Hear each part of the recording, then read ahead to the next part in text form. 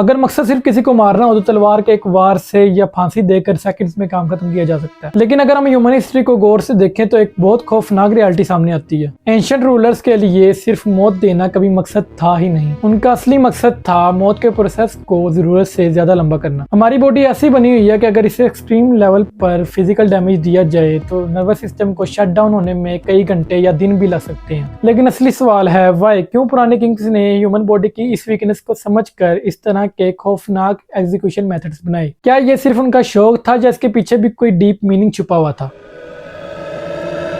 अस्सलाम वालेकुम, मैं हूं एहसन और आप देख रहे हैं Ehsan experience. Today we are decoding the worst punishments in human history.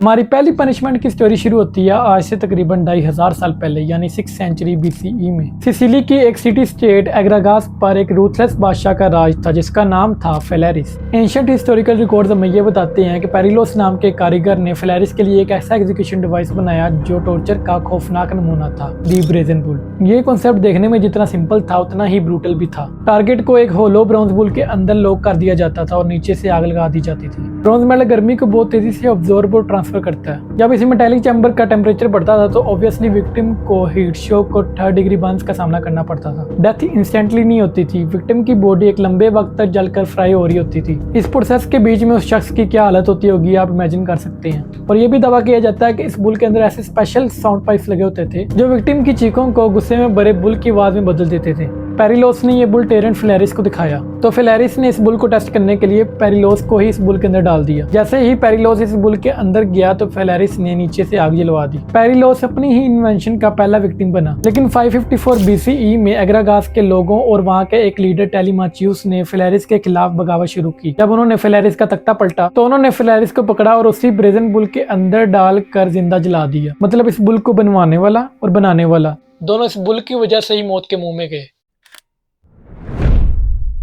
अब अगर ब्रेजन बुल का कॉन्सेप्ट एक्सट्रीम हीट और फायर पर बेस करता था तो एंशिएंट पर्शियन एम्पायर के पास एक दूसरा तरीका था जो स्लो बायोलॉजिकल डिके पर रिलाई करता था। इस मेथड को कहते हैं एस्केफिज्म या सिंपल लैंग्वेज में कहें तो रीबोर्ड्स। इस पनिशमेंट का सबसे बड़ा हिस्टोरिकल सोर्स एंशिएंट बायोग्राफर प्लूटार्च की राइटिंग्स हैं। उन्होंने एक पर्शियन सोल्जर मिथ्रीडेट्स का केस डिस्क्राइब किया जिसने रॉयल फैमिली के एक प्रिंस को मारा था और बदले में स्टेट ने उसे ये खौफनाक सजा दी। इस पनिशमेंट का तरीकाकार बहुत अजीब और खौफनाक था। टारगेट को 2 वुडन बोर्ड्स के बीच ऐसे ट्रैप कर दिया जाता था कि सिर्फ उसका सर, हाथ और पांव बाहर रहते थे। फिर उसे जबरदस्ती मिल्क और हनी पिलाया जाता था। इतना पिलाया जाता था जब तक वो वोमिट ना कर दे ताकि इससे उससे स्टमक इन्फेक्शन और डायरिया हो जाए। इसके बाद उसके फेस और लिम्स पर भी हनी लगाकर खुले सूरज के नीचे छोड़ दिया जाता था। वक्त के साथ साथ जिस इंसान को ये पनिशमेंट दी जा रही होती थी उसकी बॉडी की तरफ मक्खियां और कीड़े मकोड़े अट्रैक्ट होने लग जाते थे और इन्फेक्शन फैलाते थे जिसकी वजह से उस इंसान की तड़प तड़प कर डेथ हो जाती थी। प्लूटार्च के मुताबिक मिथ्रीडेट्स जिसको ये पनिशमेंट मिली थी वो इस हालत में 17 दिन तक जिंदा रहा था।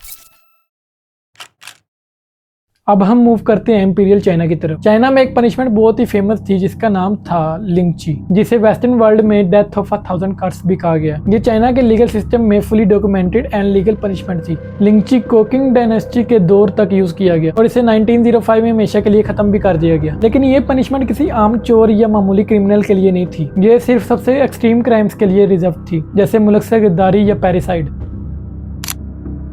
इस प्रोसेस में एग्जीक्यूशनर बॉडी से फ्लैश और स्किन के पोर्शंस को वक्त के साथ साथ स्लाइस करता रहता था। इस प्रोसेस में वो इंसान जिसको ये सजा दी जा रही होती थी उसकी मौत बॉडी से कंटिन्यूसली खून बहने की वजह से होती थी। एंड ये भी दावा किया जाता है कि विक्टिम्स को ओपियम के हैवी डोजेस दी जाती थी ताकि वो होश में रहें।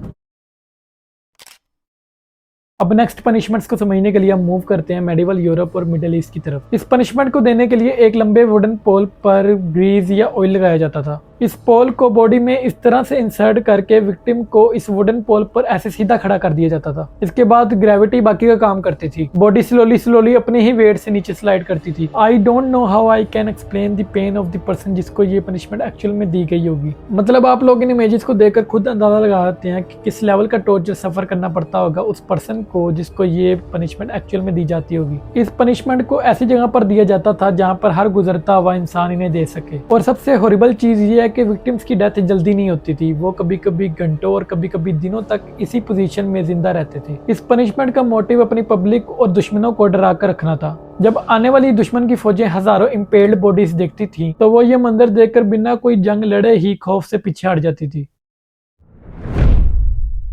हमारी लिस्ट में जो 5वां तरीका है उसका नेम है डिसमेंबरमेंट, यानी जिंदा इंसान के जिस्म के अलग अलग टुकड़े कर देना। ये सजा इंग्लिश लीगल सिस्टम में 1351 के ट्रेसन एक्ट के तहत बादशाह के खिलाफ गद्दारी के लिए इस्तेमाल होती थी। विक्टिम के दोनों हाथों और पाँव को 4 अलग अलग घोड़ों के साथ बांध दिया जाता था, फिर चारों घोड़ों को अलग अलग डायरेक्शन में दौड़ाया जाता था, जिससे एक्सट्रीम फोर्स की वजह से जिस इंसान को ये पनिशमेंट दी जाती थी उसका जिस्म 4 अलग अलग हिस्सों में बढ़ जाता था और इसी तरह उस इंसान की मौत हो जाती थी। सबसे ग्रूसम तरीका था डेथ बाय सोइंग का। ये punishment Roman empire, medieval Europe और पार्ट्स ऑफ एशिया में हेरेटिक्स और पॉलिटिकल ट्रेटर्स के लिए यूज की जाती थी। इस सजा में विक्टिम को 2 वुडन पोल्स के बीच में उल्टा लटका दिया जाता था, यानी उसका सर नीचे की तरफ होता था और पांव ऊपर बांधे जाते थे। फिर 2 एग्जीक्यूशनर्स एक बड़े आरे के साथ विक्टिम की टांगों के बीच से काटना शुरू करते थे और नीचे सर की तरफ बढ़ते थे। इस मेथड में उल्टा लटकाने के पीछे एक बहुत बड़ा रीजन था। ग्रेविटी की वजह से बॉडी का पूरा ब्लड फ्लो ब्रेन की तरफ रहता था। इसका मतलब ये था कि एब्डोमेन और पेल्विक एरिया काटने के बावजूद ब्रेन को ऑक्सीजन और ब्लड मिलता रहता था। विक्टिम फौरन बेहोश नहीं होता था, वो तब तक होश में रहता था जब तक आरा उसकी चेस्ट तक या हार्ट तक ना पहुंच जाए। अभी तक हमने जितनी भी पनिशमेंट्स के बारे में जाना है उन सब का प्राइमरी गोल एक ही था, विक्टिम की बॉडी को पब्लिकली डिस्ट्रॉय करना, ताकि कोई भी कभी भी बगावत का सोचे भी ना। पुराने दौर के एम्पायर्स के पास आज की दुनिया की तरह पुलिस फोर्स या कैमरास वगैरह नहीं थे। अगर एक रूलर को हजारों माइल्स पर फैली हुई आबादी पर अपना खौफो दबदबा बनाए रखना था तो वो चुपचाप बैठ नहीं सकता था। उनका सबसे बड़ा वेपन था पब्लिक का डर। बाजारों में जब हजारों लोग एक ट्रेटर या रिबेल को तड़पते हुए देखते थे तो स्टेट बिना कुछ बोले एक मैसेज पूरे मुल्क में ब्रॉडकास्ट करती थी, हम ना सिर्फ तुम्हारी जान ले सकते हैं बल्कि तुम्हारे वक्त और तुम्हारे जिस्म पर हमारा पूरा कंट्रोल है। लेकिन यहाँ एक बहुत ही अनकंफर्टेबल क्वेश्चन पैदा होता है, क्या इंसानियत वाकई पहले से कम क्रूअल हुई है या हमने सिर्फ वायलेंस को पब्लिक के सामने से हटाकर हिडन कर दिया? सच तो ये स्टेट कंट्रोल का खौफ कभी खत्म हुआ ही नहीं, वो बस अब साइलेंट और हिडन हो गया। ह्यूमन हिस्ट्री हमें ये बताती है कि जस्टिस और क्रुएल्टी के बीच की लाइन हमेशा ही बहुत बारीक रही है। जब भी किसी स्टेट या रूलर के पास एब्सोल्यूट पावर आती है तो इंसानी जिस्म उस पावर को शो करने का एक कैनवस बन जाता है। लेकिन आपका इस पर क्या पॉइंट ऑफ व्यू है? क्या किसी भी पनिशमेंट का मेन पर्पस डर और खौफ फैलाना होना चाहिए या फिर हर हालत में ह्यूमन वैल्यूज और इंसानी अजमत को प्रिजर्व रखना जरूरी है? अपनी राय नीचे कमेंट सेक्शन में जरूर बताएं। अगर आपको ये वीडियो अच्छी लगी है तो वीडियो को लाइक और दोस्तों के साथ शेयर करें और ऐसे ही मजीद इंफॉर्मेटिव वीडियोस के लिए इस चैनल को जरूर सब्सक्राइब करें। मैं मिलता हूँ आपको किसी और वीडियो में, तब तक के लिए please be closer to your loved ones. अल्लाह हाफिज।